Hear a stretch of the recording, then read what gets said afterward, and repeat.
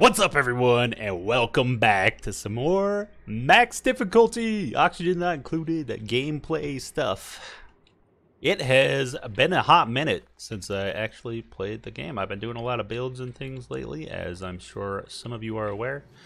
So, my brain's a little scrambled as to what I was actually working on last time I played. We got the refinery set up. I remember that much.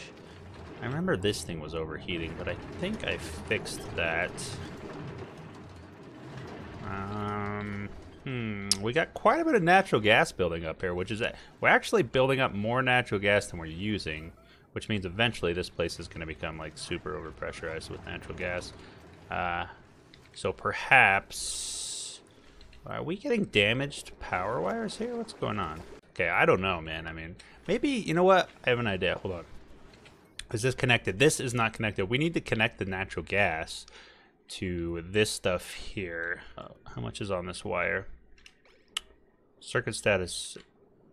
Potential of 2,500, really. That's a lot. Well, that's what the metal refinery. You know, we're gonna... Wait. I remember I had metal issues. Looks like I've since solved that. I have quite a bit of iron, so let's go ahead and run our conductive wiring here.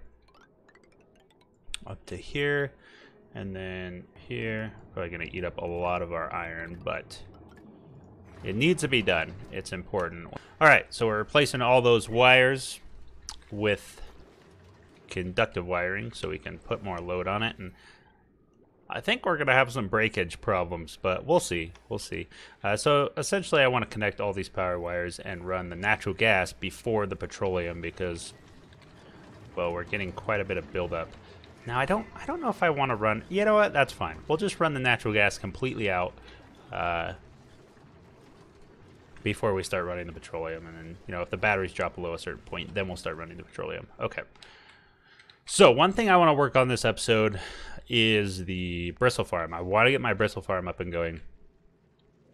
It's going to be very important to do so I can sort of advance to the next stage, because right now one of the biggest problems, well, not really a problem, but challenges I should say, with a max difficulty set or a ravaging hunger setting really, is that the duplicants feeding off of millwood, they have to eat constantly, right? So they'll come up and they'll eat like 1 or 2 millwood, and then they'll go do chores for a little bit, and then they often get interrupted because they have to come eat again. At least that's what it seems like is happening. Let's see if we could check how much they eat, because I'm not sure how much they eat like in a single setting. I know they eat more than one, but I don't know if they go up to like a certain calorie number before they stop eating. Like if they're just above 1,000 calories, then they stop, because I know they can like go up to like 4,000 calories stored, right? So if you can store up 4,000 calories, obviously they're gonna have more time to go do whatever they want before they have to come back and eat again. How's our oxygen? Oxygen's good. So yeah, we want to get our bristle farm up. So every time they eat, they're consuming more calories than the lay millwood, right? And I am actually running out of coolant. Oh, this is bad. When's this thing going off? Still dormant. Well, I was fairly sure this was going to happen, but I didn't prepare for it. Just because I thought it was going to happen does not mean I was prepared. Okay, so bristle farm, #1 priority. So maybe we should plan that out. Let's put it on ×1. Actually, nah, ×3 is fine. We can dig out all these tiles here. Now I kind of want to sweep all this junk up is a problem. So I want to sweep this junk up is a problem. No. This junk on the ground is a problem, and I want to sweep it up. But that feels like just such a waste of dupe time, so I think what I'm going to have to do is deconstruct all this stuff, and then we're going to just let it drop right to here. I'm going to deconstruct all this insulated tile and let it just drop down. So let's do that. How big is it going to be, actually? I didn't plan this out at all. How much plastic do we have? Not a lot. That's one other issue. So, oh, I really want more plastic. Like, I'm thinking maybe I just deconstruct one of these poly presses and I move the automation below so we can get like a more accurate reading on the thermal sensors here, so it can actually run and shut off. I always do this with polypresses. I think they don't take as much cooling as they actually take, and then I don't manage to set them up correctly in the first place. And I continue to do this, even though I do it over and over and over again. I just continue to do it. It's insane. So maybe we should just like plop them over here in a cold biome. The problem is we have no power, because I don't want a duplicant over here with a wheel just running constantly to make me plastic. Do I just not worry about the plastic for now? You know what? I'm gonna deconstruct this stuff. Deconstruct, and I'm going to move the thermal sensors and stuff. I'm gonna move all this stuff down, like closer to the memory toggle, or closer to the polypress, rather. That way, we get a very accurate temperature reading as far as the air around it goes, and we can start making plastic. A little bit of plastic. We don't have to make tons, just as long as we're consistently making some plastic. I think it's fine. Another thing with the bristle blossoms is that this starvation that keeps popping up, it's not gonna be happening nearly as often, because they're gonna have more of a surplus stored up of calories, as I was saying before. Oh yeah, I forgot all about the iron volcano. So I'm digging it out, but I don't actually plan on doing anything with it right now. I just want to get it kind of dug out and prepped for when I do start doing something. So what I'm going to do is I'm going to basically dig out this entire area, and the petrol video I did recently is probably what I'm going to be setting up around here. Now it's going to be kind of reversed, because the volcano doesn't have a lot of room on this side, so you know, we're not going to be able to put the cooling and things over here. In fact, do I have enough room to do it over here? I might not even have enough room, because it's so close to the edge of the map. You know what? That's fine. It's fine. I know how we can fix this. Okay, this will work then. This will work. We'll just have to... It might work a little less efficient than we want, but it will work, and that's the important part. So yeah, we're going to be setting up the new petrol factory over here, and like I said, it'll kind of be flipped horizontally because we don't have any room over here. So we're gonna have to like drag it out over here. So all of this stuff I'm gonna be want to be digging out over the course of, I don't know, the next 100, 200 cycles. I'm not really gonna rush towards the petrol, but it would be kind of nice to get set up. If you're unsure of what's happening with this block here, I've mentioned it in previous episodes, but if you leave the block right here, which is on the left side of the volcano, I know it's kind of hard to see on this one, but it's the left tile of the volcano, one square up. It will actually stop it from emitting. So you can kind of dig the volcanoes out, and you can, you know, get everything prepped without actually popping the cork, so to speak.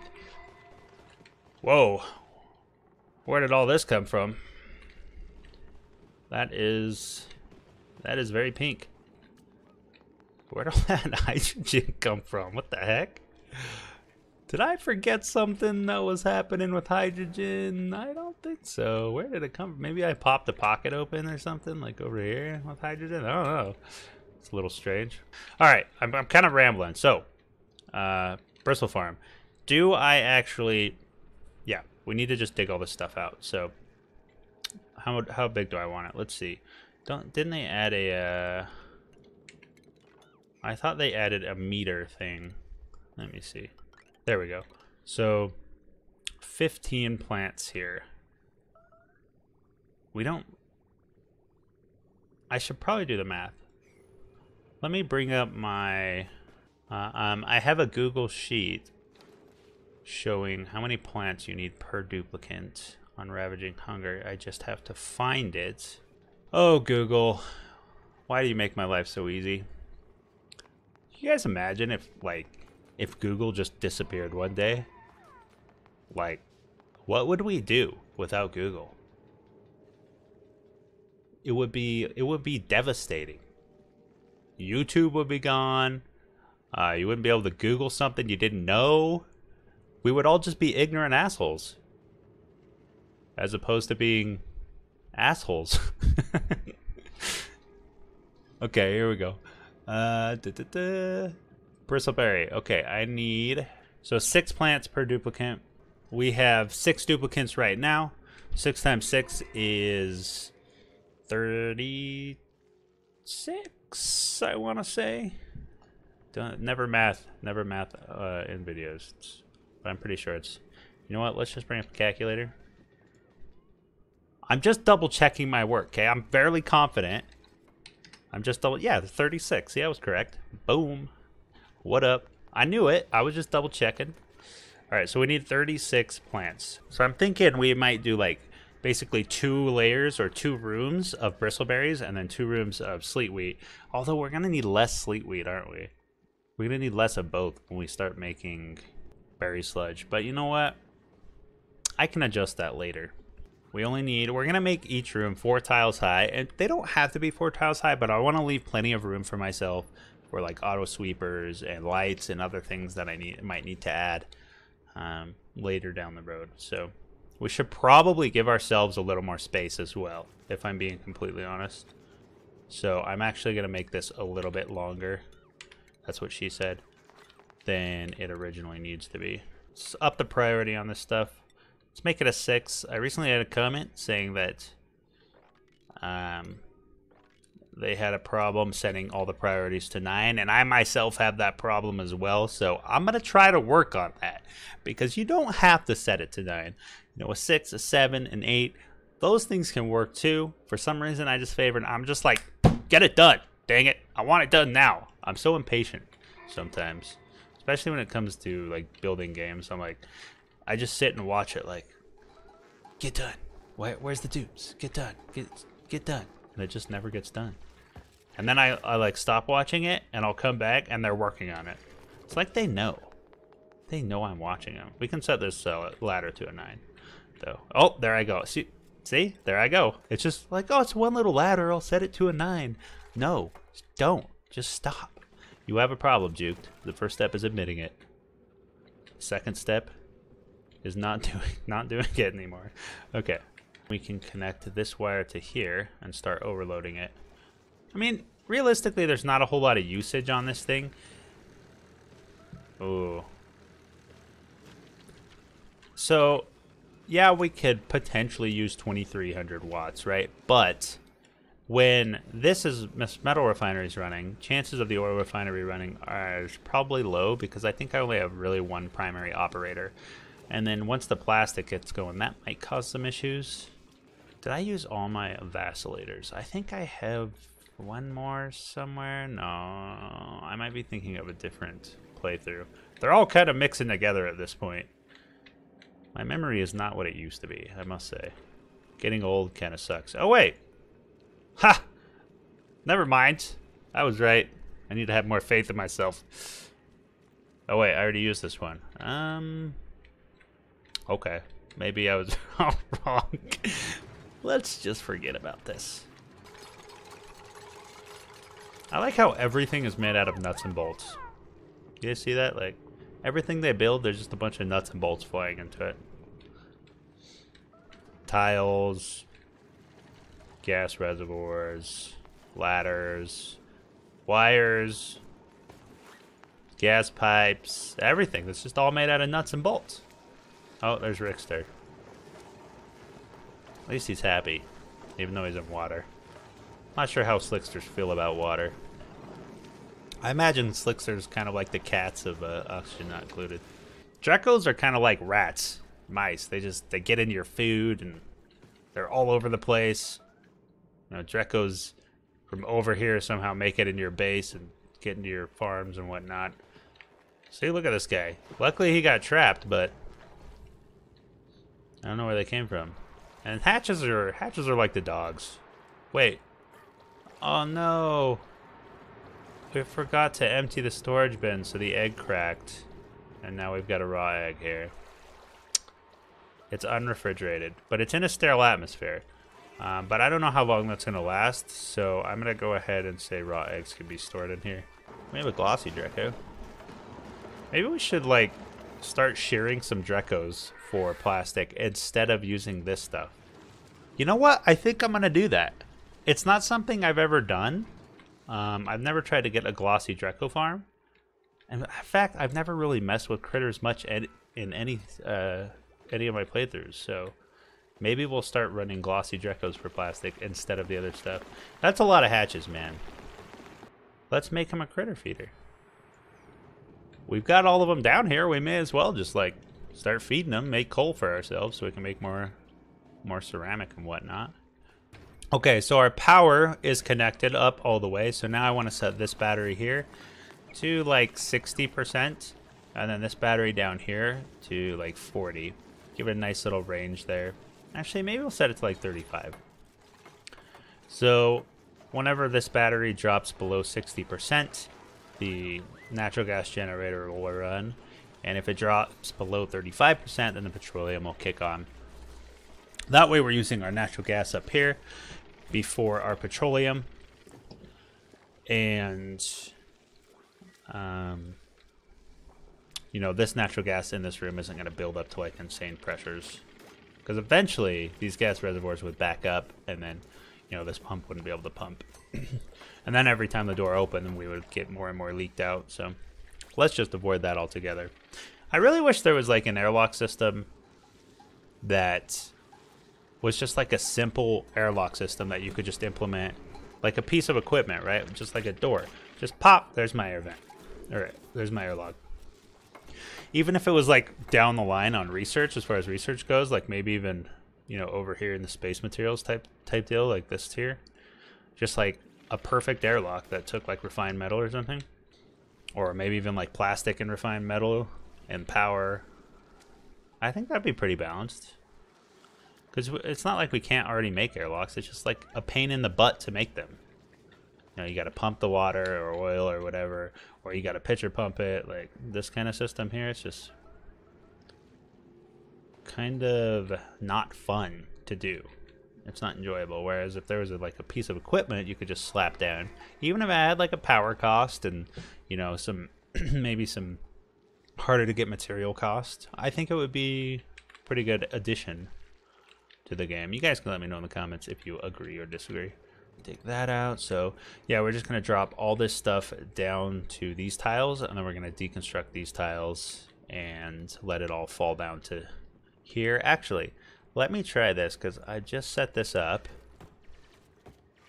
and I want to try it. So you can't see that very well. Let me do this. There we go. I can draw on the screen now. Kind of useless, but there's some scenarios where it's good. So let me try. I have to kind of line it up. Okay. What was I talking about now? Oh yeah. So all these tiles right here, we're going to deconstruct them, and then all this stuff is going to fall down here. And then we're just going to, like, you know, leave it there. Where this is where all the ugly debris is going to be all right here. But no dupes are going to be walking in this area, so I don't have to worry about it. Okay, he is a narcoleptic. One thing about narcoleptics, if you didn't know, well, he ruined it, but when they're taking their nap, it can actually be pretty beneficial to let them sleep because they get a negative stress debuff. Not negative stress buff. Well, I guess it's not really a buff. It's only while they're sleeping they get negative stress. And there was something else there. I'm not sure what it was, but basically it's beneficial to let them sleep.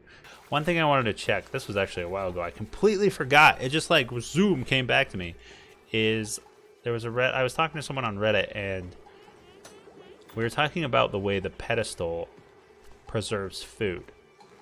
And I was saying that it doesn't actually rot. And they said if you remove it, it might rot. So we're going to try to remove it and see if it rots. It does not rot. In fact, it's 87%. That thing has been there for like hundreds of cycles. I'm pretty sure I put that thing like within the first 100 cycles. So over 100 cycles, and it's at 87%.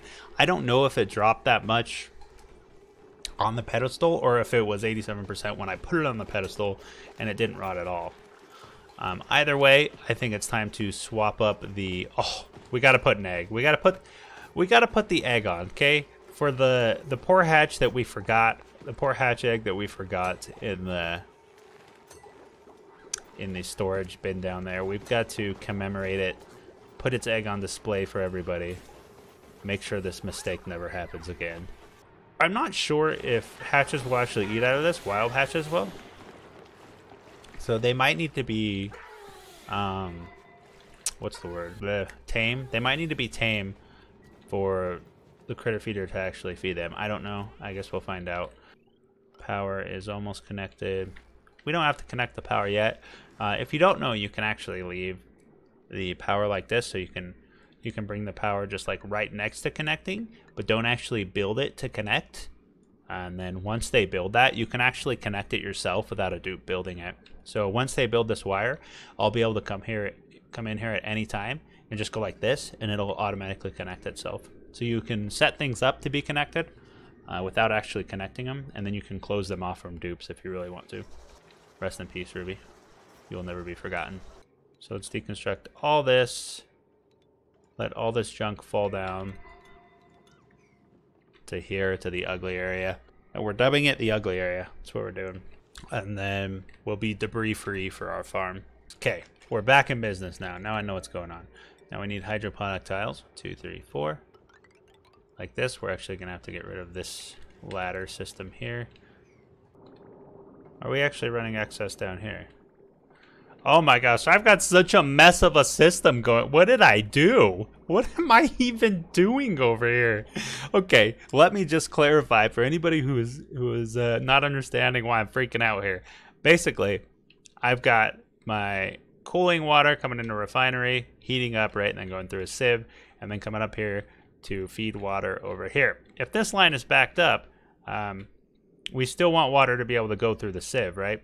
So I've now said if this is backed up, we've got a bridge system here going down to a vent. So if it's backed up, all this water is going to be leaked down into this basin here. And now what I'm doing is I've got a pump going over here, filtering out any oil dripping down this way. And then I'm starting to run it back over here to say if it's not oil, if it's like water, polluted water, then it's going to be sent back into the sieve to get dripped back down into the basin. Like, what am I even doing? I suppose when we run out of like polluted water, which we're actually out of, oh man, that's a little bit scary. You know what? This is fine. I'm sure everything will work out. But yeah, so I'm just like pumping water back around to be, essentially I'm just wasting power here. I mean, we do have a storage tank here, so I don't necessarily need this liquid vent. I'm just going to deconstruct this pipe here. And then what I'll do is I'll just build this like that, and then just like the power wire I was talking about up here, if I ever need this vent, I can just connect it like that, and my dupes don't have to build anything. How cold is this actually? 63 degrees. You know, we could actually run this through the cooling loop.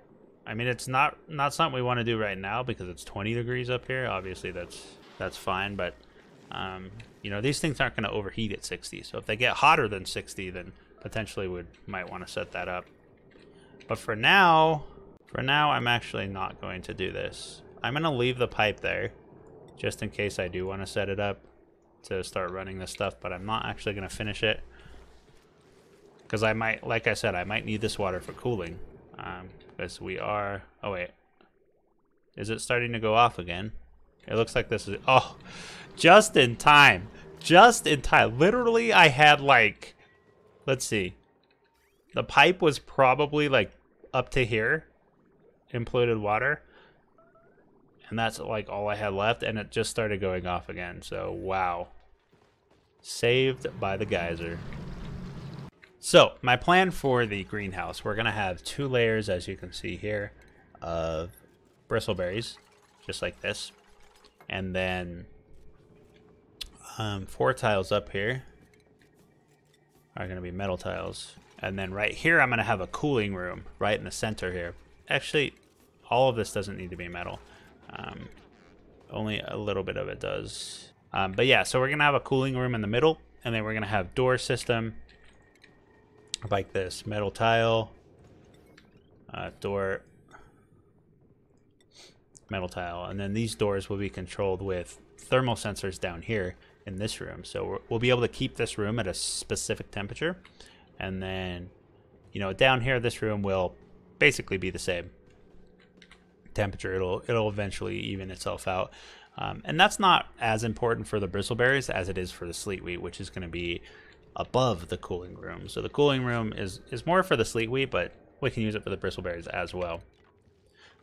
And then that cooling room is essentially just going to be full of wheeze warts and hydrogen. This hatch this will be a reminder for the future us to never forget a hatch in a storage bin ever again. Although, it still might happen. Okay, well, that's going to be it for this video. We pretty much almost got our greenhouse completed. Cool room is probably going to be next episode. We won't really be able to do any planting because I think it's a bit too hot down here for bristleberries. Yeah, 5 to 30, and it's like 46. So we got to cool this area down before we can actually start producing any kind of food. But that's going to be the end anyway. Thank you for watching. I hope you enjoyed this video. As always, if you like it, hit that thumbs up. If you don't like it, hit the thumbs down. If you have any questions or suggestions or anything like that, post them in the comments below. I read them all and reply to them all. Thank you again, and I hope you all have a wonderful day.